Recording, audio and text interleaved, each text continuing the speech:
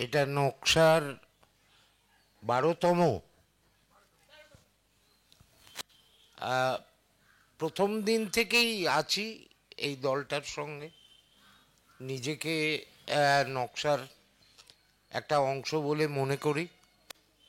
নকশার সমস্ত কাজের পুঙ্খানুপুঙ্খ যে বিষয় সেইটা সঙ্গে আমি খবর রাখি, ওরাও দেয়।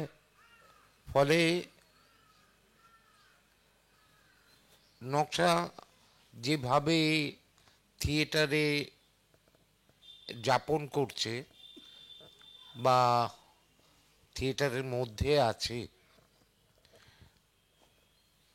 সেইখানে নাটক মঞ্চায়ন একরকমভাবে ওরা করায়, বাইরে থেকে দল আসে, তাদের সঙ্গে ইন্টারাকশন করায়, নিজেরা সমৃদ্ধ হয় এবং এখানের যে দর্শক যেভাবে ছোট থেকে বড় গড়ে ওঠে, একটা পরম্পরা তৈরি হয়। এই কাজে নকশা সিদ্ধহস্ত এবং দীর্ঘকালীন একটা সংগ্রাম করে চলেছে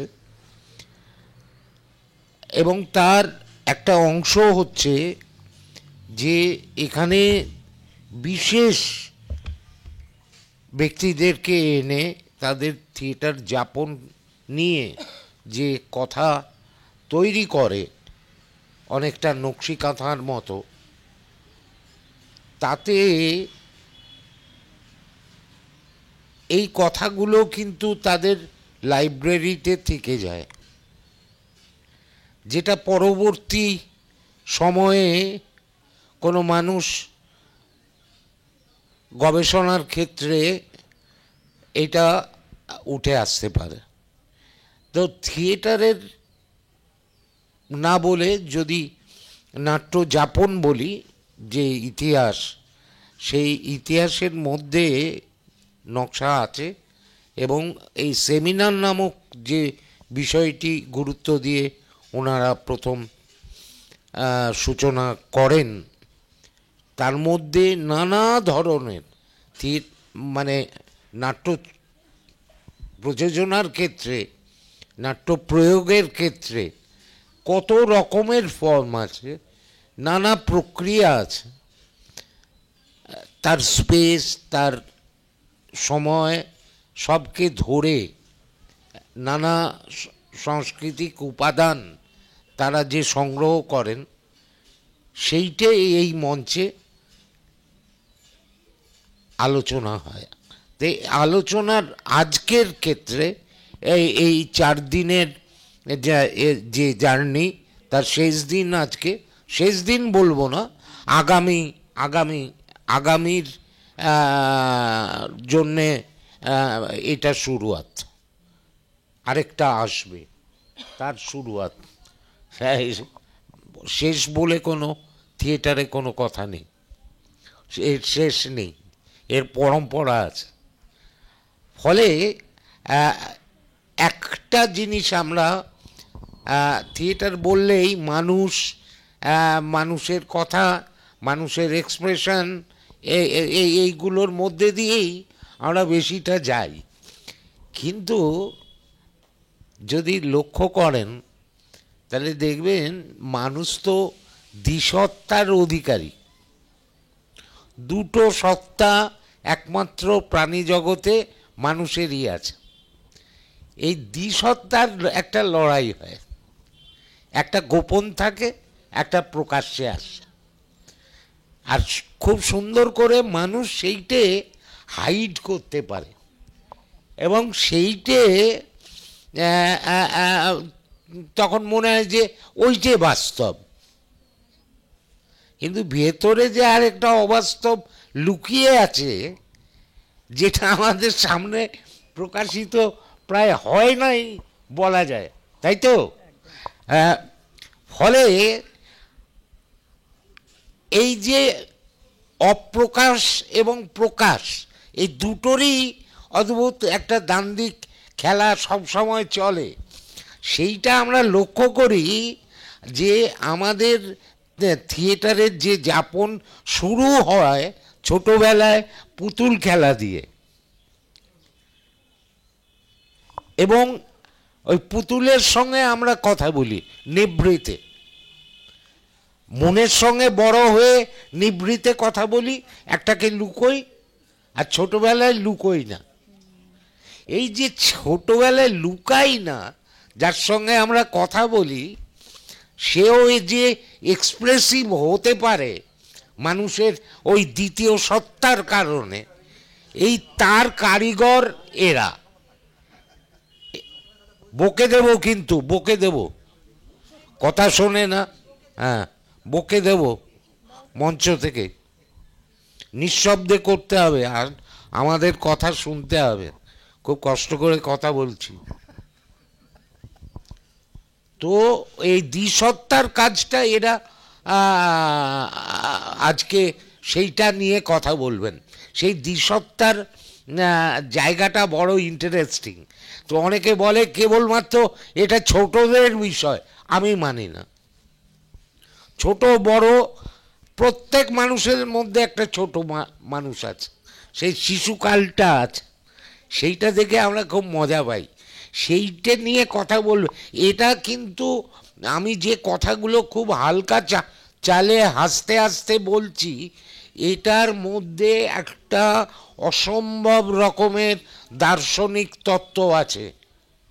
সেটা আমি ওইভাবে ব্যাখ্যা করছি না, ওই বিদেশি ভাষায় অংবং চং করে কথা বলছি না। আমি একদম ছোটবেলার এই নির্যাসটুকু বাঙালি আনার মতো করে আমরা বলতে চাই। আগে পুতুলের বিয়ে হতো, নানা রকম হতো, হ্যাঁ, ডাক্তার উকিল সব স্বাস্থ্য, হ্যাঁ, ওইটাই থিয়েটার। হ্যাঁ, তো আমি প্রথমে আমার কি বলবো, আমার দাদার মেয়ে, আমারও মেয়ে, ও শুরু করুক, ওর বাবাকে দেখে ওর পথ চলা, বাবাও হেঁটে চলেছে এক জায়গায় দাঁড়িয়ে থেকে, ও সেইখান থেকে দৌড়তে আরম্ভ করেছে। নে বল। উঠে দাঁড়িয়ে বলবো তো? না, বসে বসে বলবো। মাথাটা কেটে যাচ্ছে ক্যামেরায়, নাকি দাঁড়ালে?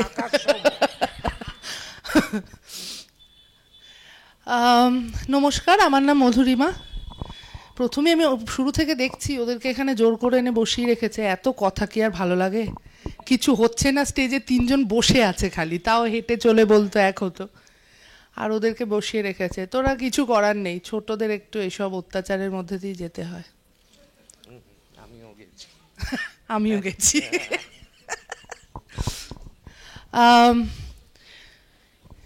এই যে বলতে হবে আজকে আমার জার্নি, আমার থিয়েটার নিয়ে, তার জন্য সকালবেলা থেকে আমি বায়োডেটা পড়েছি যে আমি কী করেছি। আমার থিয়েটার শুরু তো কি বলবো, সে অনেক অনেক আগে, অনেক দিন হয়ে গেছে। মানে আমার মনে নেই এরকম অবস্থা থেকে শুরু হয়েছে। তো যেটুকু মনে আছে আমি সেইটুকু নিয়েই কথা বলতে পারি। প্রথম কথা হচ্ছে যে প্রিভিলেজ অনেক রকমের হয়। তো আমি একজন আদ্যপান্ত প্রিভিলেজড মানুষ থিয়েটারে, মানে মানে নেপো কিড বলতে যা বোঝায় একদম একেবারে প্রপার। তো এইবার ফলত আমি খুবই সুবিধে পেয়ে এই ফিল্ডে বড় হয়েছি। মানে নিরঞ্জন গোস্বামীকে বাবা বলতে পারি, বা আশিস কাকু বলতে পারি, বা দীপা আন্টি। এইটাই তো প্রিভিলেজ একটা ইন ইট সেলফ। অনেক ছোটবেলা থেকে আমার থিয়েটারে এক্সপোজার শুরু হয়েছে, মানে আমি যখন 5 বছর বয়স তখন থেকে আমি মানে আমার করা শুরু হয়েছে। তার আগে দেখা নিশ্চয়ই ছিল, যেটা আমার মনে নেই। সেইখান থেকে সেই ছোটোবেলায় ঠাকুমার চরিত্র করে, এটা করে ওটা করে, নানান রকম পিছনে দাঁড়িয়ে থেকে গাছ সেজে এরম এরম করে শুরু হয়েছে। করতে করতে কিন্তু মাঝখানে আবার একটা সময় ছিল যখন আমি স্কুলে পড়তাম, তখন আমি খুব একটা থিয়েটার করিও নি, দেখিও নি। বাবা মা বেরিয়ে যেত সন্ধেবেলা, প্রায় তারা নাটক দেখে চলে আসতো আর আমাকে ঘুম পাড়িয়ে রাখতো। কিন্তু তারপরে বাপরে, অ্যাম্বুলেন্স এসে গেছে। আচ্ছা, তো তারপরে ধীরে ধীরে আমি মানে একদম পড়াশোনাই, যাকে বলে পড়াশোনাই করেছি, খুব ফাঁকি মেরে করেছি। সম্ভবত মানে কোথাও একটা ছিল যে এগুলো বোধহয় কাজে লাগবে না আর। তো তারপরে আমি ক্লাস 12-এর পর রবীন্দ্রভারতীতে ভর্তি হই, রবীন্দ্রভারতী বিশ্ববিদ্যালয়। তো সেইখান থেকেই মোটামুটি গল্পটা শুরু হয়েছে। গল্পটা এরকম যে রবীন্দ্রভারতীতে আমি ভর্তি হলাম, আমার ভর্তি হওয়ার ইচ্ছে ছিল না, কিন্তু তারপর বাবাকে কেউ একটা বুঝিয়েছে যে রবীন্দ্রভারতী হোক আর রাডা হোক, মেয়ের যদি হওয়ার থাকে হবে। তো বাবা দেখলো রাডায় যাওয়ার থেকে রবীন্দ্রভারতীটা বাড়ির কাছে আছে, ওখানেই পড়ুক। তো ওখানে পড়াশোনা করলাম। পড়াশোনা করতে করতে প্রথমে ঢুকেই রবীন্দ্রভারতীতে যেটা আমাকে ফেস করতে হলো সেটা হচ্ছে যে প্রিভিলেজ বলছিলাম একটু আগে, বা প্রিভিলেজের উল্টো দিকটা, যে সবাই মনে করছে থিয়েটার খেয়ে গায়ে মেখে বড় হয়ে এসেছে, ফলে তো সব জানে, স্তানিস্লাভস্কি থেকে সত্যজিৎ রায় অব্দি ওর মুখস্থ। তো সবার পরীক্ষায় আমার পাশে বসতে চাইতো। তাদের আমি বোঝাতে পারতাম না যে আমার পড়াশোনা করতে ভালো লাগে না, আমি কিছু পড়ে আসিনি, তোরা অন্য কোথাও যা, অন্য কাউকে খুঁজে নে, বরঞ্চ আমাকে একটু যদি দেখাতে পারিস তাহলে ভালো হয়। কিন্তু সে কেউ শুনতো না। সবাই ভাবতো আমি একটা দারুণ একটা কেউ সব জেনে শুনে এসেছি। তো এইভাবে তাদেরকে বোঝাতে বোঝাতে আমার এমএটাও হয়ে গেল। এমএটা হওয়ার মাঝখানে আবার এমএতে যখন ভর্তি হলাম, আমার ইচ্ছে ছিল না ডিরেকশন নিয়ে করার, আমি ডিরেকশন নিয়ে এমএ করেছি। কিন্তু আবার আমার বাবার মনে হলো যে না, ডিরেকশনই একে পড়তে হবে। আমি ডিজাইন পড়তে গেছিলাম। তার একটা কারণ আছে, তার কারণ হচ্ছে যে ডিজাইন জিনিসটা এমন যেটা আমি একা চাইলে করতে পারি। মানে আমি একটা নাটক পড়ে আমি তার সেট ডিজাইন কি, লাইট ডিজাইন কীরকম হতে পারে, পোশাক কী হতে পারে, আমি একা ঠিক করতে পারি। কিন্তু যখনই আমি ডিরেকশন নিয়ে পড়বো তখনই আমাকে 4টে লোকের কাছে হাত পাততে হবে যে ওরে আয় রে রিহার্সাল করবো, ওরে আয় রে তোর হবে ওই দিনকে, ওরে আয় রে একটু করবি, একটু করে দে না রে। সেইটার থেকে বাঁচার জন্য আমি চেয়েছিলাম ডিজাইন নিয়ে পড়তে। কিন্তু আমাকে যখন জিজ্ঞাসা করা হয়েছিল যে তুমি কি নেবে, 3টে অপশান দাও, এ বি সি, আমি বলেছিলাম A design, B design, C design. বললো আচ্ছা ঠিক আছে। তারপরে আমি যখন পেলাম ডিরেকশন পেলাম, তারপরে আমি ডিরেকশন নিয়েই পড়লাম। পড়াশোনা করার পরে ওরকম হলো, সেখানে দুটো একই রকম ঘটনা কিন্তু দারুণ ঘটনা। এখান থেকেই আর কি থিয়েটার চর্চার একটা দিক বেরিয়ে আসে। সেটা হচ্ছে যে আমার দুটোই এমএতে আমার পরীক্ষার সময়, ফাইনাল পরীক্ষার সময় একটা আমাদের করতে হচ্ছে একটা একাঙ্ক নাটক, গোটা একটা নাটক করতে হতো। আরেকটা হচ্ছে কোনো একটা যে কোনো ক্লাসিক পিসের মানে নাটকের থেকে একটা অংশ করতে হতো। তো আমি তুঘলক থেকে করেছিলাম প্রথম সিনটা, আর রবীন্দ্রনাথের স্ত্রীর পত্র করেছিলাম একাঙ্কটা। দুটো ক্ষেত্রেই পরীক্ষা যেদিন শুরু, মানে যেদিন আমার পরীক্ষা তার আগের দিন আমার যে মেন চরিত্রাভিনেতা সে আমাকে বলল যে আমার তো এত মুখস্থ হচ্ছে না, তোর তো মুখস্থ হয়েই গেছে, তুই করে দে। এবার আমি আমার এক বন্ধুকে নিয়ে বাড়ি এলাম, তাকে সারা রাত বসিয়ে রেখে পড়া ধরার মতো করে সে আমাকে পড়ালো, মুখস্থ করালো। পরের দিন গিয়ে আমি পরীক্ষা দিলাম। তুঘলকেও যে তুঘলক সেজেছিল সে দিনের দিন এলো না সময় মতন, আগের দিনও রিহার্সালে এলো না, আমি দাড়ি গোপটোপ লাগিয়ে তুঘলক সেজে অভিনয় করলাম। হলো এইভাবে ডিরেকশন হয়ে গেল পরীক্ষা। এরপরে তো মাঠে নেমে পড়ার পালা, এরপর মাঠে নেমে খেলতে হবে। তো প্রথম প্রথম একটু গ্রুপ থিয়েটারে যাওয়া নিয়েও একটু বাড়িতে একটু দড়ি টানাটানি চলেছে। তারপর আমি জেদ করি, প্রথমে রবীন্দ্রভারতীতে পড়াকালীনই উহিনী কলকাতা বলে যে নাট্যদল আছে, অদ্রিজাদি এসেছেনও এখানে। তো অদ্রিজাদির দলে আমি বেশ কয়েক বছর থিয়েটার করেছি। তারপরে একটু মতের অমিল হয়ে যাওয়ার ফলে আমরা উহিনী কলকাতা ছেড়ে দিই। আমরা অনেকে একসঙ্গে, আমি কালকে এসেছিল তথাগত চৌধুরী, আরও অনেকে আমরা একসঙ্গেই প্রায় ছেড়ে দিয়ে হাতিবাগান সংঘারাম বলে আমাদের একটা নিজস্ব দল তৈরি করি। এবার সেই দলটা ঠিক দল নয়, সেই সম্পর্কে নিশ্চয়ই তথাদা বলেছে কালকে, আবার রিপিট করার।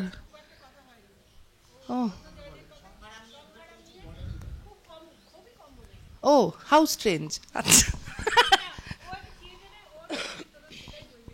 হ্যাঁ হ্যাঁ, না আমি যেহেতু বায়োডাটাটা পড়ে এসেছি, আমায় সেটা প্রমাণ করতে হবে তো যে আমি মুখস্থটা কেমন করেছি, এ কি। তো এবার হাতিবাগান সংঘারাম বলে আমরা একটা দল করলাম। সেটা আমাদের ইচ্ছা ছিল না ঠিক দল করার, কারণ আমরা মানে দলের এই যে দলটার মধ্যে ছিলাম, সেটা খুব একটা আমাদের মানে মনে হয়নি যেটা খুব একটা ভালো ব্যাপার, বা পরবর্তীকালে নিজেদের মধ্যে একটা সমস্যা তৈরি হয়ে যায়, কেন তৈরি হয়ে যায়, এইসব মিলিয়ে আমাদের খুব একটা রেজিস্ট্রেশন করা বা যে দলীয় স্ট্রাকচার একটা দল চলে করার ইচ্ছে ছিল না। কিন্তু দেখলাম যে হল পেতে গেলে একটা রেজিস্ট্রেশন থাকতেই হবে, তা না হলে আমরা পারবো না। তারপরে রেজিস্ট্রেশন করা হলো, এবং আমরা একটার পর একটা বিভিন্ন অনেকগুলো নাটক করেছি। রবীন্দ্রনাথের গুরু থেকে শুরু, তারপরে 3 পয়সার পালা করেছি, চৌমাথা বলে একটা নাটক করেছি, এছাড়া ডিএল রায়, নটি বিনোদিনী এনাদের জীবনের উপর নাটক করেছি, অনেকগুলো নাটক করেছি, হেরপুন্টিলা করেছি।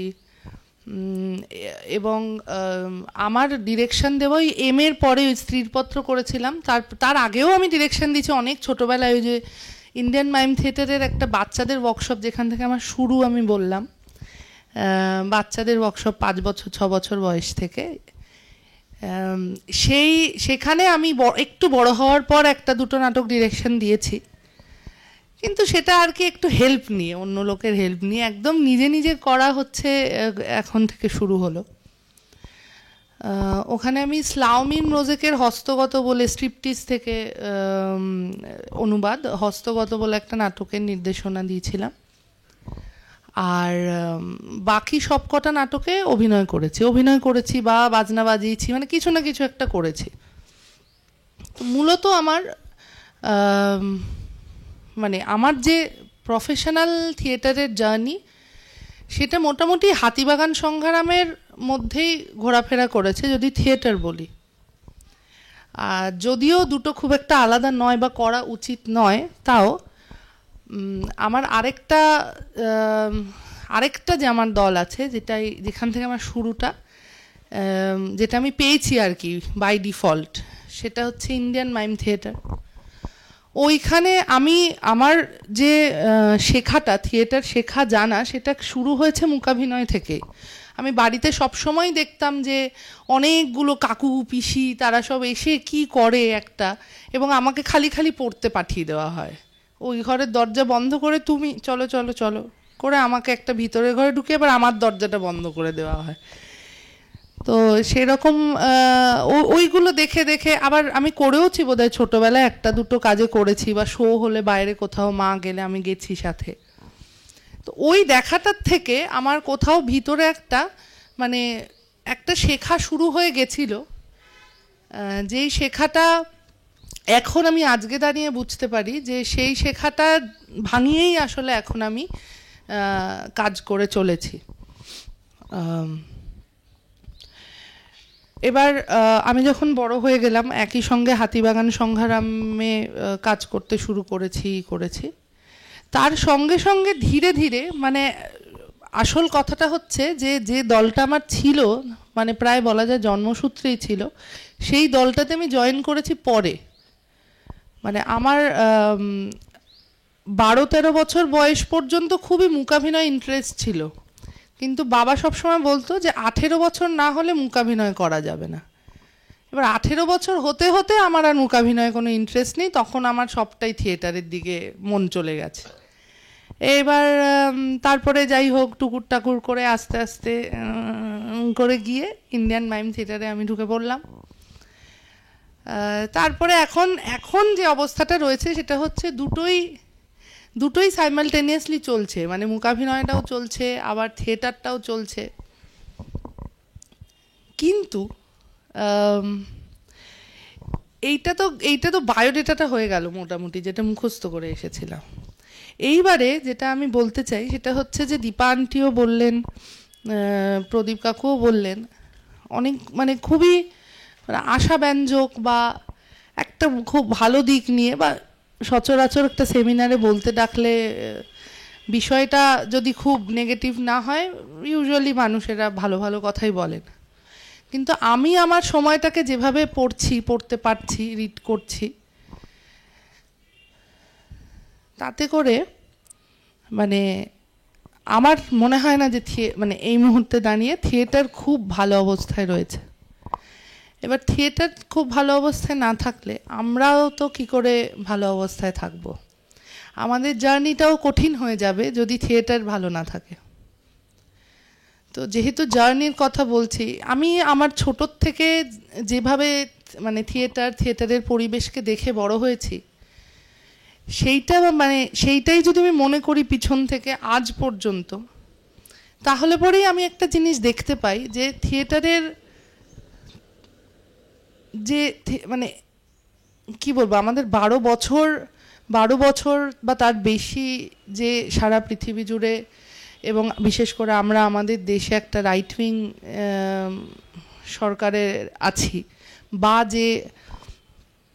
যে অর্থনৈতিক ব্যবস্থা বা এই যে ক্যাপিটালিস্ট একটা সমাজের মধ্যে রয়েছি, তার প্রভাব খুব খুব স্বাভাবিকভাবেই ডিরেক্টলি থিয়েটারে এসে পড়ছে। কারণ আমরা তো মানে একদম এটা মানে আপাত দৃষ্টিতে মনে হতে পারে বোধহয় আমরা অনেকটা দূরে রয়েছি, কারণ আমাদের দর্শক হয় না, আমরা একা একা নিজেদের একটা এই উঠোন বা একটা মঞ্চ বানিয়ে নিজেরাই করতে থাকি নিজেদের মতো করে। কিন্তু আসলেই তো আমরা ভীষণ সময়ের কাছাকাছি থাকি। ফলত এই যে একটা কঠিন সময়ের মধ্যে দিয়ে আমরা যাচ্ছি, সেটার সব থেকে বেশি এবং ডিরেক্ট প্রভাব পড়ে যাচ্ছে আমার থিয়েটারে। মানে আমার সময়ের যে প্রভাব, সেটা আমার উপর তার খুব ইতিবাচক কোনো প্রভাব নেই। যেমন মানে এইখানে বলা উচিত না, যাই হোক, মানে আমি সবার প্রতি সম্মান বজায় রেখেই বলছি, যে পরিমাণে এখন ফোন বাজে, বা এই যে মানে একজন কথা বলছেন না, হ্যাঁ সেটাও একটা, তার সঙ্গে এটাও যে কাকু কথা বলছেন তখন যে কেউ শুনছে না, বা তখন নিজেদের মতো করে কথা বলছে, এগুলো অবক্ষয়। মানে এগুলো হয়তো আগেও ছিল, আমি জানি না, মানে তোমরা যখন ছোটবেলায় কিরম ছিল আমি জানি না, কিন্তু আমার মনে হয় যে এগুলো মানে ভীষণ অবক্ষয়। আমি একটু খুঁচিয়ে দিই। হ্যাঁ, সেটা ওর তো একটা স্বাভাবিকভাবে বাহ্যিকভাবে একটা ইতিহাস আছে ওর বেড়ে ওঠার, কিন্তু ওই যে আমি প্রথমেই যে ধর্তাইটা দিলাম, অর্থাৎ মনোজগৎ, মনের যে দুটো সত্তা, ছোটই হোক বড়ই হোক, যে স্তরেই হোক, সবসময় ক্রিয়া করে। তো বাবা আর যে লড়াইটা, তুমি যখন পৃথিবীতে এসছো, না হলে দেখবে কি করে, তুমি এলে তো তবে দেখবে। তুমি যখন বাবাকে দেখছো, একটা অদ্ভুত সেন্টারে দাঁড়িয়ে বাবা লড়াই করছে, যার মাথায় খোলা আকাশটা আছে। অর্থাৎ আমি বলছিলাম যে কেবলমাত্র একটি ফ্রেম বা নিজের তৈরি একটা একটা জেলখানা ক্রিয়েট করছে না। প্রবলেম তখনই হয় যখন সে নিজের অভ্যন্তরে একটা চারদিকের গণ্ডি কেটে নেয়, তখনই কিন্তু অস্বস্তিগুলো বাড়ে। কিন্তু বাবার যে লড়াইটা ছিল সেইটা কিন্তু এমন একটা অবস্থানে যেখান থেকে সে আকাশ থেকে আকাশ অনেক বড় হয়ে উঠছে, তাকে সামলানো খুব কঠিন। আর তুমি প্রথম থেকে বলছো বাবার ওই আকাশটার থেকে একটা ঘেরা টোপে, তুমি কি সেই নিশ্চিন্ততা চাইছিলে থিয়েটারের মধ্যে? মানে কোথাও কি তোমার ভয় হচ্ছিল ওই রকম উড়ানের জায়গায় যেতে, নাকি একটা নিশ্চিন্ততা পেতে চাইছিলে যেখানে তো তোমাকেই কেবল ওই ঘেরা টোপের মধ্যে সকলে দেখবে, প্রশংসা করবে, নিন্দে করবে, বা তোমাকে কাছাকাছি এরকম মানসিক কখনো অনুভব করেছো? করলে তার প্রকাশটা কিভাবে হয়েছে? না, সে তো অবশ্যই একটা সময় তো করেইছি, বা এখনো যে করি না একেবারে তা নয়।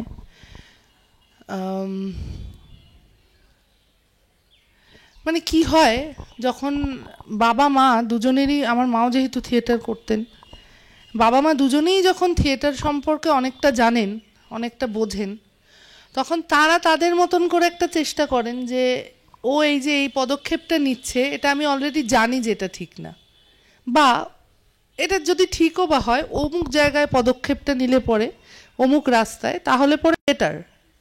এবার তারা চেষ্টা করেন সেদিকে যদি জিনিসটাকে ড্রাইভ করা যায়। কিন্তু এটা একটা সত্যি কথা যে আমার ছোটবেলা থেকে আমার বাবা কোনো দিন আমাকে কোনো বিষয় মানে প্রপার যে জোর করা একদম কখনো করেননি। মানে সেটা পড়াশোনার বিষয় হতে পারে বা যে কোনো ক্ষেত্রেই বলেছেন হয়তো, কিন্তু বাবা আমার অ্যাকচুয়ালি বাবার সাথেই বেশি ঝগড়াঝাটিটা এই বিষয়ে হয় বা হয়েছে। মায়ের একটু হচ্ছে যে না ঠিক আছে, মানে ঠিক আছে করুক না, কি আর এমন খারাপ হবে এরকম ব্যাপার, যে থিয়েটারে চলেই এসেছে এর চেয়ে খারাপ আর কি হতে পারে, এরকম আর কি।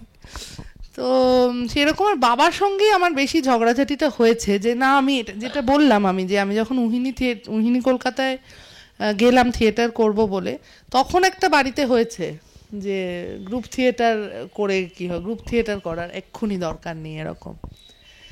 তো মানে হয় কি যে একটা জিনিস যখন, মানে আমার এটা হয়, একটা জিনিস যেটা মানে সহজেই পাওয়া যাচ্ছে সেটার থেকে আমার সবসময় মনে হয় যে মানে এইটা দরকার নেই, তাই বা এটা তো আছেই, একেবারে টেকেন ফর গ্রান্টেড নেওয়া বা একটা অবাধ্যতা আর কি, অন্য কিছু করতে যাওয়া। সেইখান থেকে কিন্তু এই যে হাতিবাগান সংগ্রামের সাথে যে জার্নিটা, সেইটা কিন্তু ওই জায়গা থেকেই, যে বা এরকম বহু আমাকে এই যে ইন্ডিয়ান মাইম সেটের কথা আমি বারংবার বলছি, ছোটবেলা থেকে মানে বড় হওয়ার পরে আরেকটু এখনের আরেকটু ছোটবেলা থেকেই আমি শুনে আসছি যে ও তো বাবার দল, ও তো ওই দেখবে।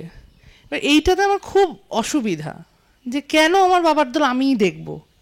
এতদিন ধরে এত মানুষ এখানে যুক্ত হয়েছেন, থেকেছেন, তারা কেন দেখবেন না?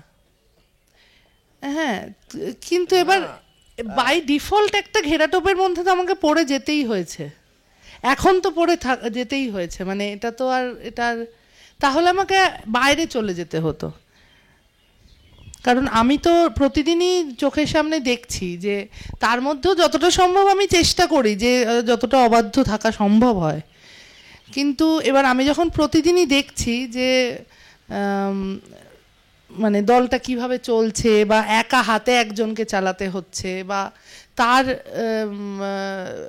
মানে বয়সের সাথে সাথে কর্মক্ষমতা এবং কি বলবো টেনাসিটি, এগুলো তো কমেও আসে। এটা কি আমি বলছি, এই যে যেটা দেখছো, যেভাবে দেখছো, যে পরিমণ্ডলটা তোমার এখন হাতে আছে, এইটাতে তুমি সমস্ত ক্রিয়াটা, আবার বলছি অ্যাকশন, এভরি মোমেন্ট, এইটে তোমাকে যন্ত্রণা দিচ্ছে, নাকি তুমি এর মধ্যে থেকে আনন্দ খুঁজে নিতে পারছো? আমি এইটে জিজ্ঞেস করছি যে এই যে আনন্দের জায়গায় যাওয়া, নিজের দ্বিতীয় সত্তা, যেটা বারবার বলছি, যেটা অভিজ্ঞতার স্তরে আমাদের জ্ঞান হিসেবে আমাদের সঞ্চিত হয়, বাবার থেকে তোমার থিয়েটার আলাদা কোন কোন জায়গায়, যেখান থেকে তুমি ভয়ঙ্কর আনন্দ খুঁজে পাচ্ছ অথবা প্রচুর ব্যথা পাচ্ছ?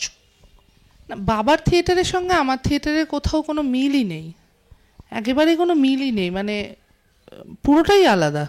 কারণ প্রথম কথা মানে শুরু থেকেই তো আলাদা, মানে বাবাকে একদম স্ক্র্যাচ থেকে শুরু করে, মানে যখন মাইম সম্পর্কে কেউ কিছু জানে না সেই রকম একটা জায়গা থেকে শুরু করে একা পুরো পরিশ্রম করে এই জায়গায় পৌঁছানো, আর একটা মানে একটা হাতে পেয়ে যাওয়া জিনিসকে লোফালুফি করতে করতে একটা খেলা, সেটার দুটোর মধ্যে কোনোই মিল নেই। কিন্তু যেটা তুমি জিজ্ঞাসা করলে যে মানে ক্রিয়াটা, আমি বলবো যে ক্রিয়াটা আমাকে এখনো আনন্দ দেয় বলেই এখনো চলছে, কিন্তু পরিস্থিতিটা দেয় না। পরিস্থিতিটা আমাকে যন্ত্রণাই দেয় একরকম, মানে শুধু তো থিয়েটারের কাজটুকু নয়, আমার সাথে তো আরও সবটা জুড়ে আছে, মানে রাস্তাঘাট, খাবার দাবার, পাশের আশপাশের মানুষজন, বা যা যা ঘটনা বলি আমাদের দেখতে হয়, সহ্য করতে হয়, সেই সবটা নিয়েই তো মানে এই পরিস্থিতিটা একেবারেই থিয়েটারের অনুকূল নয়। এইটা আমাকে যন্ত্রণা দেয়, কিন্তু থিয়েটার মানে ক্রিয়াটা আমাকে আনন্দ দেয়। এই যে কন্ট্রাডিকশনটা বারে বারে বলছি, এটা থিয়েটারে সব সময় ছিল, আছে, থাকবে। এটা না থাকলে থিয়েটারটা জ্যান্তই হতো না। এই যে জ্যান্ত ক্রিয়া, অন্যান্য ফরম্যাটে আমরা এগুলো দেখি না। একটা ছবি আঁকিয়ে সে ছবি এঁকেছে, তার মধ্যেও দর্শন আছে, তার মধ্যেও নাটকীয় অ্যাকশনটাকে ধরে রাখা আছে, এভরিথিং ইজ দেয়ার। লাইন্স আছে, কালার আছে, কম্পোজিশন আছে, তার ছন্দ আছে, তার রিদম আছে, এভরিথিং ইজ দেয়ার। কিন্তু দ্যাট ইজ স্ট্যাটিক, এবং সেইটা প্রায় নিউট্রালাইজেশনে যায়। আর আমাদের অ্যাকশন করতে করতে আমরা কিন্তু এগোই। এই যে ডিফারেন্স, এই যে মজাটা, যে এক্কার পর দোক্কা, দোক্কার পর তিক্কা, এই যে লাফানোটা, এটা থিয়েটার দেয়। আমি বলছি এই লাফানোর মধ্যে যে আনন্দটা, এবং ঠিক উল্টো দিকে একটা ব্যথার চক্কর আছে, এইটে কি তুমি ফিল করতে পারছো?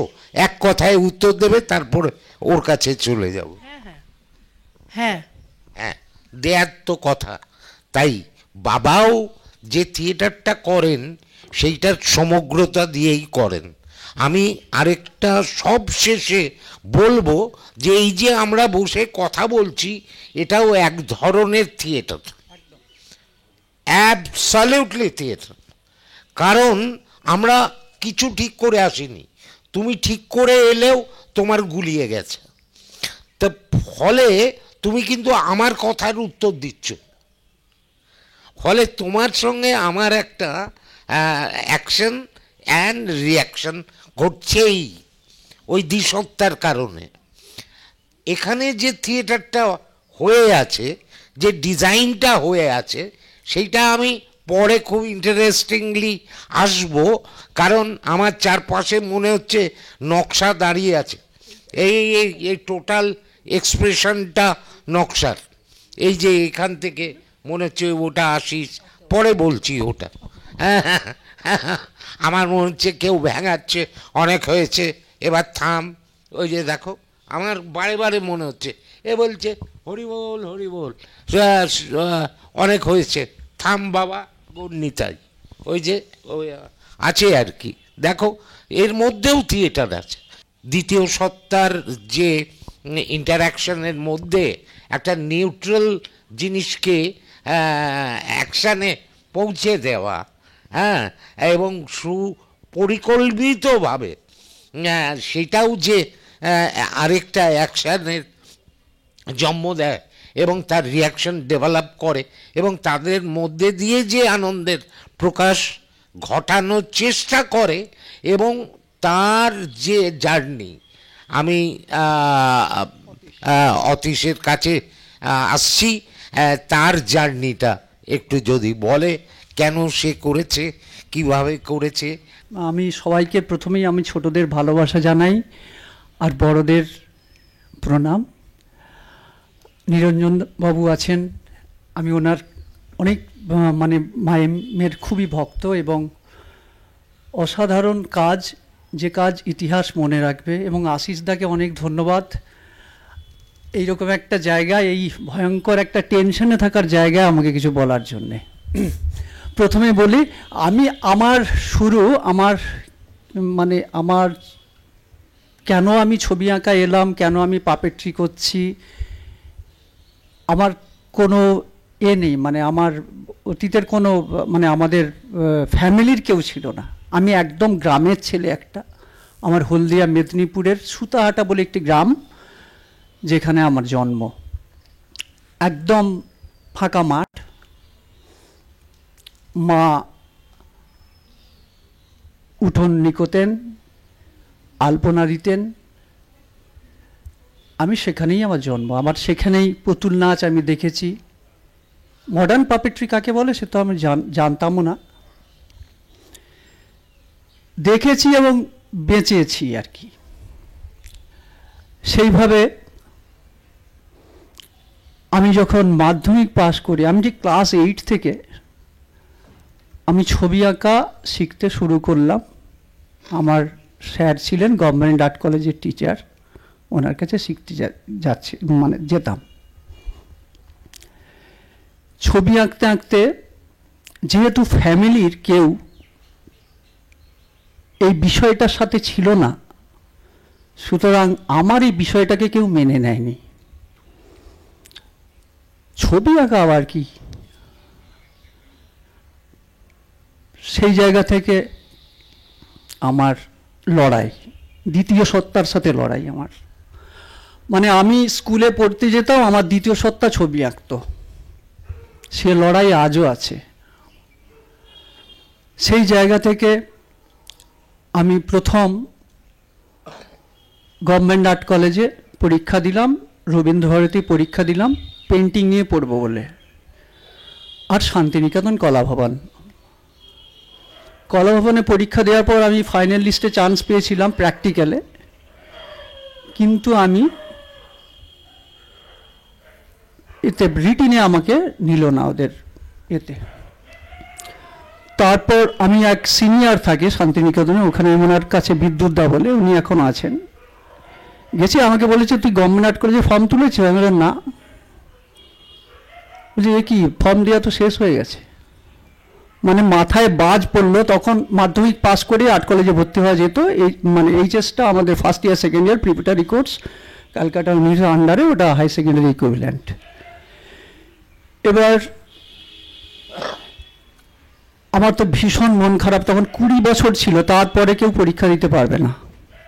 যেহেতু আমি আগের থেকে, আমি একটা গ্রামের, যেহেতু আমি তো সব ইনফরমেশনগুলো পেতাম না, কী ধরনের পরীক্ষা হয়, কী ধরনের সাবজেক্ট আসে।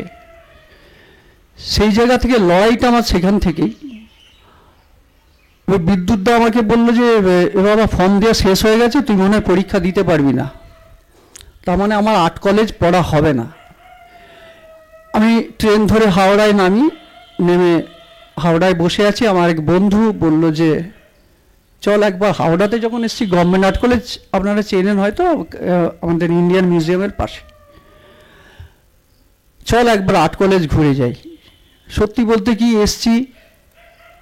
এসে ওখানে পল্টুদার একটা ফেমাস দোকান, সমস্ত আর্টিস্টরা চেনেন। পল্টুদাকে জিজ্ঞেস করলাম, পল্টুদার কাছে পেপার কিনতে গেছি, গিয়ে জিজ্ঞেস করলাম যে ফর্ম কি দেওয়া শেষ হয়ে গেছে? বলছে না না, আজকে লাস্ট ডেট, যাও উপরে।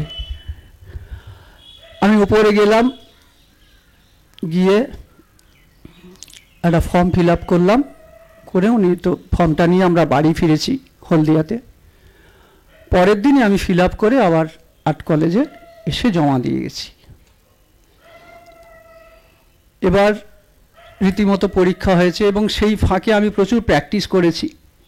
যারা আর্ট কলেজে প্রকৃতভাবে ফ্রেশভাবে ঢোকে না, এখন তো বাবা টিচার মানেই ছেলে মেয়েরা নাতি নাতনি সব গভর্নমেন্ট আর্ট কলেজে চান্স পায়, এটা আমি বুক চিতিয়ে বলি এবং আমার কিছু ভয়ডর নেই ওসব ব্যাপারে, সবাই। এবং তাই জন্যে আর্ট কলেজ বা কোনো কলেজ, রবীন্দ্র ভারতী ইউনিভার্সিটি বলুন, যাই বলুন, সবাই টিচারদের ধরে ঢোকে বলে কোনো আন্দোলন নেই, কোনো প্রতিবাদ নেই। কার বিরুদ্ধে প্রতিবাদ করবে ছাত্ররা? তখন গ্রামগঞ্জ থেকে ছেলেরা আসতো, কোনো অন্যায়ের বিরুদ্ধে প্রতিবাদের জন্য দাঁড়িয়ে পড়তো। সে যাই হোক, এখন তো বন্ধ করে দেওয়ার মতো অবস্থা সমস্ত কলেজ। যাই হোক, আমার রেজাল্ট বেরোলো যেদিন, আমি এবং একটা ছোট কথা বলে নিই। ওই সময় যারা ছোটরা, যারা যদি আর্ট কলেজে যদি এদের মধ্যে সম্ভাবনা থাকে, আমি তখন যেহেতু আমাদের একটা না মানে একটা নোট স্টাডি বা ফিগার স্টাডির একটা পরীক্ষা হতো, তার জন্য আমি তো গ্রামে পাবো না যে মিউজিয়াম স্টাডি করব বা মডেল স্টাডি করব, তাই জন্য আমি ছোটদের বাচ্চাদের দাঁড় করে প্রচুর ড্রয়িং করতাম। এবং সেটাই মানে কি বলবো, আমার ভাগ্য ভালো, আমাকে যেটা আর্ট কলেজে দেয়া হলো সেটা হচ্ছে একটা গ্রামের মেয়ে আম খাচ্ছে, একটা স্কাল্পচার, মানে আমার বিষয়ের সাথে মিলে গেছে পুরো। আমি সেটা ধরে ড্রয়িং করলাম এবং আমি ফার্স্ট হয়েছিলাম ওখানে এন্ট্রান্সে। এবার গভর্নমেন্ট আর্ট কলেজে আমি আমার 5 বছর পড়া শেষ করি। করার পর আমি ছবি আঁকা নিয়ে কাজ করি। তার মধ্যে আমার কয়েকটা এখানে এসছে, হ্যাঁ, কয়েকটা ড্রয়িংয়ের আমি রেফারেন্স বলছি। আমাকে এক্ষুনি বলেছিলেন, এক্ষুনি প্রবীরদা বললেন, আমার খুব ভালো লাগলো। একটা ক্যানভাস কিন্তু একটা থিয়েটার, প্রত্যেকটা লাইট, কম্পোজিশন এবং সব থেকে বড় কথা ক্যারেক্টারাইজেশন, তার মানে কি বলে মানে মৌলিকত্ব, প্রত্যেকটা নিয়ে ভাবতে হয়। থিয়েটার তো একটা শুধু আলাদা করে, আমাদের পেন্টিং একটা আলাদা বিষয়, আর থিয়েটার তো একটা আলাদা বিষয় নয়, এটা একটা সমগ্র আর্ট মিডিয়ামের একটা কম্বিনেশন ফর্ম অফ থিয়েটার। সেই জন্যে আমি আমার কয়েকটা ড্রয়িং দেখাচ্ছি। আমি মূলত যে কাজটা করি সেটা হচ্ছে আমার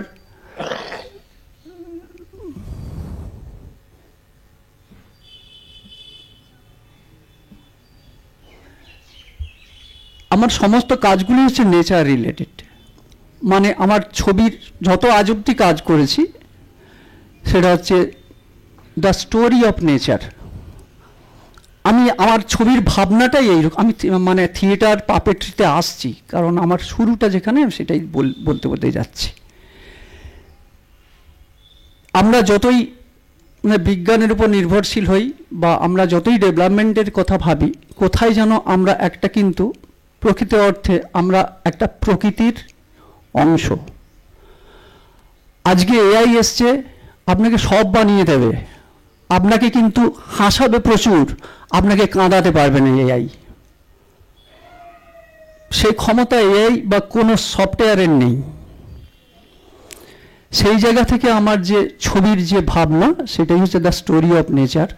প্রতি মুহূর্তে যে ধ্বংসলীলা চলছে, যে মিলনের উৎসব চলছে প্রকৃতির মধ্যে, সেটারই একটা রিফ্লেকশন আমি আমার মানে পেন্টিংয়ের মধ্যে মানে দেওয়ার চেষ্টা করি।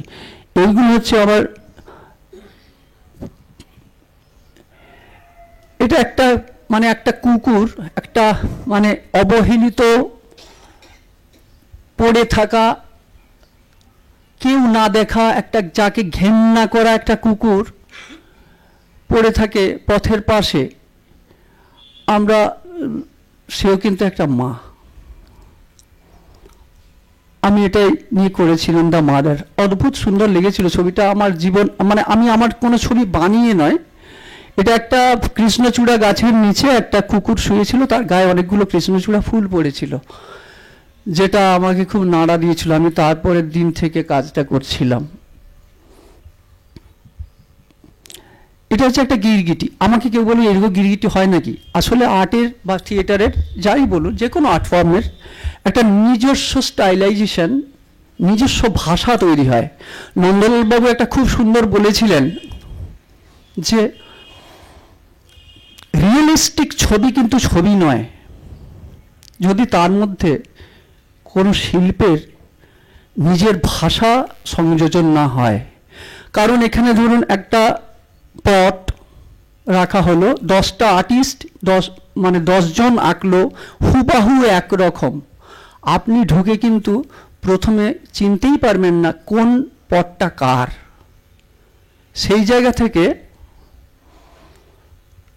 আপনার আর্ট জার্নি, সেটা থিয়েটার, গান, কবিতা, কবিতা লেখা, ছবি, আপনার একটা নিজস্ব ভাষা, আপনার একটা নিজস্ব ভাবনার খুব প্রয়োজন। সেই জায়গা থেকে একদিনে তো হয় না, এটা আস্তে আস্তে আস্তে আস্তে আস্তে আস্তে তৈরি হয়। এই কাজগুলো মূলত আমার মানে ওয়াটার কালার ওয়াশ দিয়ে, আমার ওই পেন আর ইঙ্কে করা, পেন দিয়ে। তারপর যেটা দেখাচ্ছি, এটা হচ্ছে টেম্পেরা। টেম্পেরা আমাদের একটা বেঙ্গলে একটা আদি ফর্ম, টেম্পেরা প্রসেস, যেটা আপনারা হয়তো ফ্রেস্কো, আপনার অজন্তা ইলোরা দেখেছেন, গেছেন অনেকেই, যে ফ্রেস্কো শেখো, ফ্রেস্কো বুনো, দু ধরনের ফ্রেস্কো হয় আমাদের এখানে। তার সাথে যে ধরনের আমাদের ন্যাচারাল গ্লুগুলো অ্যাড হয় করে যে বানানো, সেই মাধ্যমেই করা আমার এই কাজে। এটাও সেই দ্য স্টোরি অফ নেচার, এটাও দ্য স্টোরি অফ নেচার। এবার আমি আমার যে ভাষা, সেগুলোকে আমি ভাস্কর্যে অ্যাপ্লাই করি। যে আমার ওই ফরমেশন যেগুলো আমি ড্রয়িং করেছি, তার 3 ডাইমেনশন ভিউ কেমন হয়। এবং সবথেকে বড় কথা, আমার মনে হয় একটা পেন্টিং হাত দিয়ে ছুঁতে পারি, কিন্তু একটা স্কাল্পচারকে আমি জড়িয়ে ধরতে পারি। পার্থক্যটা এখানেই। তাই জন্যই রামকিঙ্কর। আপনার যুদ্ধটা থাকে এখানে। এটা মেটালে একটি কাজ, দ্য ব্রোঞ্জে। তারপর এটা একটা ড্রয়িং। আমার সব থেকে ভালো মিডিয়াম হলো এই টেরাকোটা। এবার আসি, এবার আমি আর্ট কলেজে পড়ছি, ছবি আঁকছি, স্কাল্পচার করছি। আমার ওটা হচ্ছে আপনার ওই 99 বা 2000, তখন একটা পাপেট্রির একটা, না সরি আমি আর একটা বলে নিই। এই আর্ট কলেজে পাশ করার পরে আমার যেটা হলো সেটা হচ্ছে, আমি তো যেহেতু গ্রাম থেকে আসা, আমার শুধু ছবি নিয়ে থাকলে আমার চলবেই না। কারণ আমার কাছে কোনো টাকা নেই, আমার কোনো থাকার জায়গা নেই, এবং ওই মাস্টার ডিগ্রি চান্স পাওয়া সত্ত্বেও কমপ্লিট করতে পারিনি। সেই জায়গা থেকে আমাকে একটা চাকরিতে ঢুকতে হলো। আমার ভাগ্য ভালো, খুবই ভাগ্য ভালো। সেই চাকরিটা হচ্ছে অ্যানিমেশনের যে চাকরিটা আমি ঢুকলাম, দ্য নেটগুরু ইন্ডিয়া, অনেকেই হয়তো চিনবেন। তখন কলকাতায় ফার্স্ট ডিজিটাল মিডিয়া। সেখানে আমার খুব সৌভাগ্য, মানে আমি পৃথিবীর অনেক বড় বড় ডিরেক্টরদের কাছে শিখতে পেরেছি। ডেভিড ওয়াং, উনি ছিলেন একজন জাপানের অ্যানিমেটর। উনি আমাকে অ্যানিমেশন শিখিয়েছিলেন আমাদের পুরো টিমকে। এবং আরেকজন ছিল জেরি লেভ রাইস, উনি আমেরিকান ছিলেন উনি, এবং আরেকজন ছিল বার্ট রিং, উনি আমাদের ডিজিটাল অ্যানিমেশন শিখিয়েছিলেন। ডিজিটাল অ্যানিমেশন একটা অনেক বড় প্রজেক্ট আসতো বাইরে থেকে। সেই প্রজেক্টটার ইমপেন্ট করার জন্যে আমাকে ওখানে একটা সফটওয়্যার শেখানো হলো, এক্সে বলে। সেই সফটওয়্যার দিয়ে আমি ওইগুলো সমস্ত কালার হতো, এবং প্রচুর ছেলে সেখানে কাজ করতো। সেইখানে আমি যে অনেকগুলো ফিল্ম বানিয়েছিলাম, যেটা হচ্ছে ছোটদের জন্য। মূলত আমি ছোটদের জন্য পাপেট্রি আজও ছোটদের জন্যই করি। শুধু ছোট বলবো না, আমাদের পঞ্চতন্ত্র পুরো বইটা যদি ছোটদের হয়, একদম ভুল কথা। মানুষ এখনো পদে পদে পঞ্চতন্ত্রের কথা মেনে না চলার জন্যই ফাঁদে পড়ে। তাই আমি প্রথম আমার মানে একটা বিরাট বড় প্রজেক্ট হয়ে যাওয়ার পর একটা বড় ফাঁক গ্যাপ ছিল, যেখানে আমি আমার নিজের মতো করে ছোটদের জন্য গল্প লেখার সুযোগ পেয়েছিলাম। ওই ব্যাপারটার, ওই যুদ্ধ আর ওই কাজের থেকে কাগজ বেশি, আমি ওইদিকে একদম মারাই না। সে যাই হোক, ওটা অন্য বিষয়। হ্যাঁ, এসছে কি? এটা হচ্ছে আপনার ওই বক্সটা এসছে। আচ্ছা আচ্ছা, ঠিক আছে, পরে যাই হোক। এবং এইভাবে আমি ওনার কাছ থেকেই যাতায়াত এবং আমার পাপিট্রির শুরু। তারপর আমার সাথে সুদীপদার এখন আমার ভীষণ আলাপ। সুদীপদা আমাকে সব ব্যাপারে গাইড করেন এবং পাপিট্রি নিয়ে আমি প্রায় 2000 সালে, আমরা 2002 সালে একটা পাপিটের দল তৈরি করি এবং সেই পাপিটের দলটা তৈরি হয়। আমার ওয়াইফ রঞ্জনা আছে, ও গভর্নমেন্ট আর্ট কলেজের। আমার মেয়ে যে ছোট্ট করে মোবাইল ওকে খেয়ে ফেলেছে, ওই মোবাইল, হ্যাঁ আমার রোজ দ্বন্দ্ব দাদা, হ্যাঁ যে করলে ভালো। যাই হোক, রঞ্জনাই আমাকে বললো চলো আমরা যদি ওরকম একটা করি। সত্যি কথা বলতে পাপেট্রি ঢুকলো আমার জীবনে, অ্যানিমেশনটা চলে গেল। আমার এই জন্যই চলে গেল যে আমার অ্যানিমেশনের চরিত্রের নিয়ে আমি বিছানায় ঘুমোতে পারি না, তাদের ছুঁতে পারি না। যারা ডিজিটাল তারা হাওয়ায় থাকে, কিন্তু আমার এইটা এই সামান্য একটা ছেঁড়া হয়তো পুতুল, এ কিন্তু কে জানে আমি ক্লান্ত হয়ে ফিরলে একবার হয়তো আমার দিকে তাকিয়ে ও দেখতেও পারে, যা কেমন আছিস রে, মানে ওই দ্বিতীয় সত্তা। পাপিট্রি আর্ট হলো ওটাই দ্বিতীয় সত্তা, যার সাথে আপনার জীবনটাকে ভাগ করে নেওয়ার একটি মাধ্যম পাপেট্রি। যারা থিয়েটার করেন, আজকে অনেক থিয়েটার মানুষ আছেন, দীর্ঘদিন ধরেই চলছে যে থিয়েটারে পাপেট্রির ইউজ, এইটা ভীষণভাবে দরকার, ভীষণভাবে দরকার। কারণ আমরা না এখানে পুতুল নাচ বলেই ছেড়ে দিই, পুতুল নাচ, আর অদ্ভুত রকম মানুষ ও পুতুল নাচ, জানি না কেন এইভাবে দেখা হয়। তো আমার অ্যানিমেশনের পর আমার পাপেট্রি জার্নি শুরু। অনেক কাজ করেছি পাপেট্রি নিয়ে। মূলত আমার যে কাজ, আমার পাপেট্রি নিয়ে যে আমার যে জার্নিটা, সেটা পুরোটাই আমি একটুখানি folk art related, folk related কাজ করি। মডার্ন পাপেট্রি নিয়ে আমি রিসেন্টলি 2-3টে কাজ করেছি, কিন্তু আমার পাপেট্রিতে সব সময় আমি চেষ্টা করেছি যে একজন যারা ট্র্যাডিশনাল পাপেটিয়ার তারাও আমার সাথে কাজ করবে। সেই ধরনের মধুকর বা নানান রকম আমার প্রোডাকশন, বাঘের বিয়ে, নানান রকম প্রোডাকশন আমি করেছি। এইগুলো খুব ইজি ফরমেশনে করা একটা কাজ। রাজার বাড়ি চলো, রাজার বাড়ি, রাজার বাড়ি চলো, রাজার বাড়ি, রাজার বাড়ি চলো, রাজার বাড়ি। এইভাবে মানে আমি একটু এগিয়ে দিতে হবে, কারণ এইখানে আমি যেটা করেছি এটা হচ্ছে সমস্ত রকম মানে পাপেটের ফর্মকে আমি এক করে আনার চেষ্টা করেছি। এরকম হবে না, এবার এক করার চেষ্টা করেছি, যেখানে আপনার rod puppet, string puppet, shadow puppet এবং গ্লাভস পাপেট। অনেক দিন বাদে রাজার বাড়ির ভোজে ডাক পেলাম। ঠিক বলিনি? সেই কবে রাজামশাইয়ের মেয়ে হলো, এইরকম আছে অনেক, মানে সেটা তো একদিন এবার পরপর দেখিয়ে যাচ্ছি আমি। সময় তো মনে হয় আছে, আশিসটা নেই না, খানিকটা চলুক। হ্যাঁ, আমাকে বলে দেবেন। হ্যাঁ, তারপর কাজটা যেটা হচ্ছে উপেন্দ্র কিশোরের পর একটা আপনার, আমি সুকুমার রায়ের একটা কাজ করেছি। সেটা সুকুমার রায়ের একটা ছোট্ট মূর্খ মাছি বলে। এটা হচ্ছে আপনার স্ট্রিং পাপেট আর হচ্ছে আপনার একটা শ্যাডো। একটু বাড়িয়ে দাও।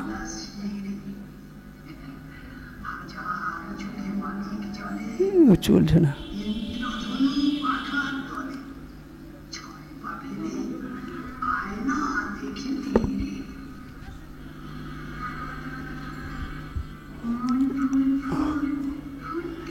এই ফরমেশনটা হচ্ছে আপনার ওই একটা স্ট্রিং পাপেট আছে, ওই মাছিটা কথা বলছে।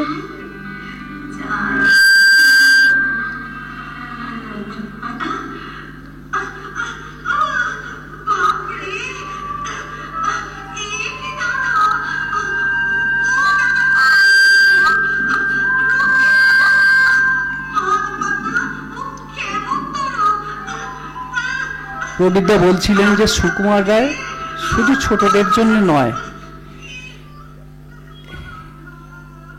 এরপরে সুকুমার রায়ের পর করেছি আমার চিনিমুনি বলে একটি সুকুমার রায়ের লেখা গল্প ছিল, দুই বন্ধু, সেটা নিয়ে একটা রড পাপেট নিয়ে প্রোডাকশন আছে। তারপরে প্রোডাকশন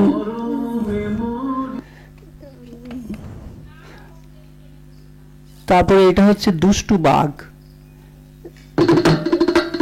এটা তো একটু দেখালাম আমি, এটা বলো না, এটা তো উপেন্দ্র কিশোর। এইভাবেই চলছে। তারপর করোনার সময় একটা মানে তখন করোনার সময় সব তো বন্দি আমরা ঘরের মধ্যে, তখন অনেকগুলো মানে এই মাস্ক পরার উপরে অনেকগুলো কাজ করেছিলাম। একটা কাক নিয়ে করেছিলাম, কাকস্য পরিবেদনা, যেটা মাস্কের সঠিক প্রপার ইউজ করার জন্যে।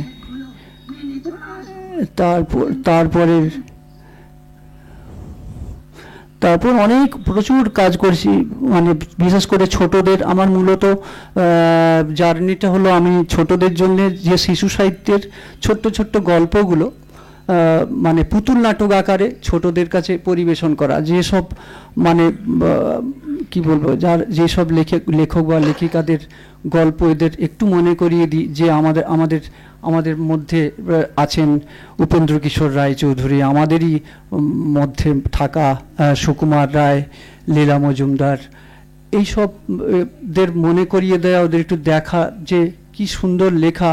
বিশেষ করে লীলা মজুমদার নিয়ে আমার একটা ছোট্ট প্রোডাকশন, চিড়িয়াখানা, আপনারা নিশ্চয়ই পড়ে থাকবেন গল্পটা, কি অসাধারণ একটা গল্প। যাই হোক, এইভাবেই আমি আমার কাজটা করেই যাচ্ছি। আর যেটা বলার, প্রবীরদা বলেছিলেন যে দ্বিতীয় সত্তা, আর দ্বিতীয় সত্তা বলতে আমি আজও সেই লড়াই চলছে, আমাকে অফিস যেতে হয়। আমি ফুল টাইম পেন্টিং করতে পারি না। আমাকে অনেকে বলে, অতীশ কী করে কাজ করিস? চাকরি করার পরে এত কাজের। অমিত আছে, অমিত আমার কলেজের জুনিয়র। আমি রাত জাগি, রাত জেগে কাজ করি। আমার পুতুল নাটকের ছেলেরা, ওরা আমার গর্ব। আমার সাথে আজকে 22 বছর আমরা একসাথে। ওরা তখন 7-8 বছর থেকে আজ অনেক বড় বড় হয়েছে, ওরা আজও আমার সাথে আছে। আমরা একসাথে থাকি এবং আমরা রোজ কাজ থেকে আমরা প্রত্যেকেই বলি, আমি একটা কথা বলি, অনেকে বলে ফুল টাইম, মানে ফুল টাইম না হলে হয় না। আমি বলবো, কারোর দ্বিতীয় সত্তা যদি ওই জায়গায় বাস করে, সে ফুল টাইমার। আমি আমার কাজটা করি, আমার দ্বিতীয় সত্তা ডেভেলপমেন্টের কথা হবে। আমি বলি যে টাকার ভীষণ প্রয়োজন আছে। আমার শিল্প সাধনা, আমার আর্ট জার্নি যদি আমার সন্তান হয়, তাকে লালন করার জন্যে অর্থের প্রয়োজন আছে। একটা ফেভিকলের কৌটোর দাম 300 টাকা। আজ অবধি যত জায়গায় নাটকের কল সই গেছি, প্রথম প্রশ্ন আপনি করতে পারবেন, দারুণ, তাহলে আপনার নামে চিঠি পাঠিয়ে দিচ্ছি, নিশ্চয়ই চিঠি পাঠিয়ে দিন। দাদা একটা কথা, আমি টাকা দিতে পারবো না। ওই জায়গায় 2000, এই তো কালকে এসছে 2000 টাকা একটা পাপের ট্রিট গাড়ি নিয়ে গিয়ে শো করে চলে আসবে, আর ওর জেনারেটার এসছে 30,000 টাকায়। শুধু ভালোবাসি মিলে পড়ে আছি। সত্যি কথা বলতে প্রায় ভাবি আমি আর পাপেট্রি করবো না, থিয়েটার করবো না। এই তো বললাম, এ যদি যাই, এ যদি এরকম পড়ে থাকে না, যেন মনে হয় দেখছে, কি রে ভুলে গেলি। একে ছেড়ে বাঁচা খুব মুশকিল। যারা এই নেশায় ডুবেছে, এই নেশা ত্যাগ করা বড় কঠিন। পরিবার, সন্তান সব ভেসে যায়, সব ভেসে যায়। আমি আমার পরিবার, ওরা ওরা ওদের মতো, ওদের স্বাধীন, আমি বলেছি। কারণ আমার দ্বিতীয় সত্তা আমাকে মেরে ফেলছে প্রতিনিয়ত। কিছু করার নেই, এইভাবেই চলতে হবে। এবং কিছু মানুষ আছেন যারা এইভাবে চলবে, এছাড়া তাদের দ্বিতীয় কোনো পথ নেই। তাদের বাঁচতে হলে এটাই তাদের অক্সিজেন। যাই হোক, সবাই ভালো থাকবেন। আমি লাস্টে একটা ছোট্ট কাজ দেখাবো সবার জন্যে, ছোট্ট film, the festival of light. এটা 2 মিনিটের। আমার স্পর্ধা কি, আমি এত বড় বড় কথায় এই মানুষটার পাশে বসে করছি। দাদা, আমি আমার মানে জানি না, এটা একটু দেখে না ছোটরা, আর একটু মাথায় রেখো।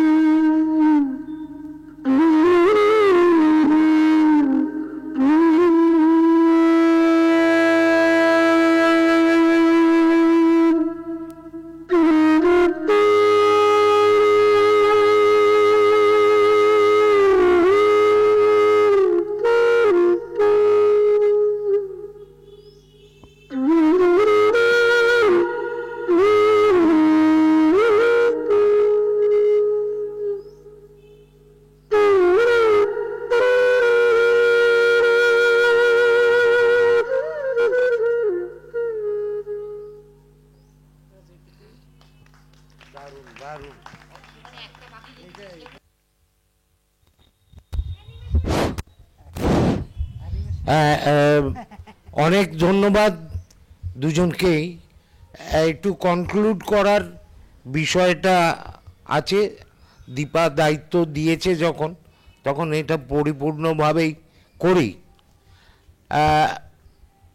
যে লাস্ট ছবিটা দেখলেন, যে ইমোশনটা ক্রিয়েটেড হয়, ওটা ওর মধ্যে থিয়েটারটা আছে বলে। ওটার যদি ডাইমেনশনটা কমে যেত, ওটা যদি ফ্রেমে আঁকা ছবির মতো হতো, তাহলে কিন্তু এই ইমোশনটা ডেভেলপ করতো না, বা এই মেসেজটাও এত ক্লিয়ারলি যেত না।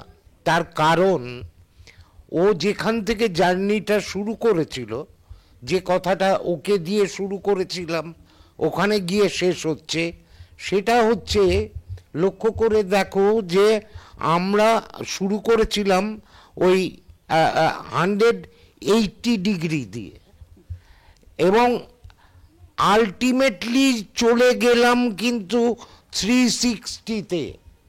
আমরা এই তাত্ত্বিক জায়গাটা অনেক বড়, আপনারা যখন বুঝতে শিখবেন। এই 360 মানে হচ্ছে ভূ পৃথিবী, অর্থাৎ ওই চক্র, ওই ঘুরে আসা, ওই যাওয়া, অনেক বড় তত্ত্ব। ফলে 2 ডাইমেনশন জেলখানা, কিন্তু 3 ডাইমেনশন যখন গেল তখন ইনফিনিটি। অর্থাৎ শূন্য থেকে শুরু হয়, সেটা হয়তো সংখ্যাতত্ত্বে থাকে, কিন্তু যখন ইনফিনিটি, ওই শূন্যটাই ইনফিনিটি হয়, তখন তাকে আমরা, আমাদের অসুবিধা হয়ে গেছে এই জায়গাতেই যে আমরা বড় বাস্তববাদী, ওটুকু না দেখলে আমাদের হজম হয় না, আমরা শিক্ষা পাই না। কিন্তু ছোটরা শেখে ওই 3 ডাইমেনশন থেকে, প্রকৃতি থেকে। সমস্ত শিল্পী, সত্তা, সৃষ্টি, যাই বলি না কেন, তার ডাইমেনশন হচ্ছে 360। প্রকৃতির কাছে তোমাকে ফেরত যেতেই হবে, তুমি জন্মাবে যখন, তখন তোমাকে মরতেই হবে। 360, তাই 360 ভারতবর্ষের পথপ্রদর্শক যিনি, ও নামটা করলো না, তার নাম অবন ঠাকুর। গাছে গাছে ঘুরে বেড়াতেন কার্টুন কুটুন সংগ্রহ করতে, সেটা 360। সেই জন্যে উনি কেবল কথা দিয়েও উনি ছবি এঁকেছেন। ফলে একটা ছোট্ট ঘটনার কথা, নিজেকে একটু শিল্পী হিসেবে এই চেয়ারে বসেছি যখন, তখন একটা উদাহরণ তো দিতেই হয়, নাহলে তো লোকে মারবে।